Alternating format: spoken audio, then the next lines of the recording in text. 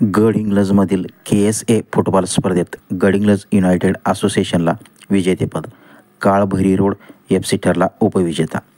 Kolhapur sports असोसिएशनतर्फे आयोजित करण्यात आलेल्या गडहिंग्लज ग्रामीण फुटबॉल लीग स्पर्धेत गडहिंग्लज युनायटेड फुटबॉल असोसिएशनने सर्वाधिक 9 गुणांसह विजेतेपद पटकाविले. काळभैरी रोड फुटबॉल क्लबने डॉक्टर बाबासाहेब आंबेडकर फुटबॉल क्लबला सडन डेथवर नमवून उपविजेतेपद मिळविले.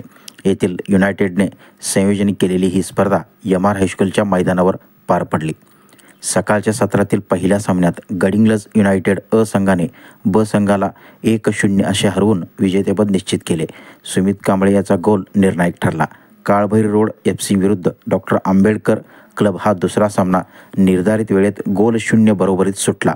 ट्रायब्रेकरमध्येही 5-5 अशी बरोबरी कायम राहिली.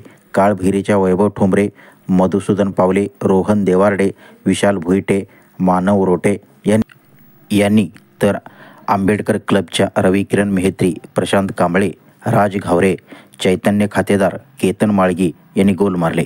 सडन डेथमध्ये आंबेडकर क्लबच्या रोहित सलवादेने फटका बाहेर मारला तर काळभैरीच्या विजय होडगेने विजयी गोल करून सहकाऱ्यांना जल्लोषाची संधी दिली.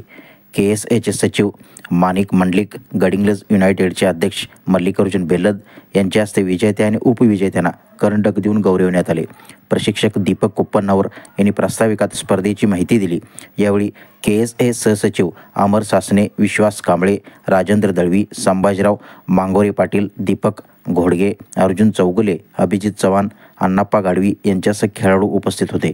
श्री मंडलिक यांनी आपल्या मनोगतात बाद पद्धतीच्या कोल्हापुरातील सर्वच स्पर्धा संयोजकांना गडहिंग्लजचे संघ घेणे सक्तीचे केले असल्याचे सांगितले.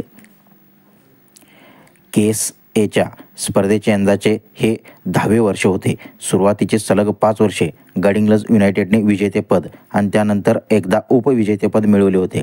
यंदाच्या स्पर्धेतही सर्वच प्रतिस्पर्ध्यांना सहज हरवून सर्वाधिक 9 गुण मिळविले.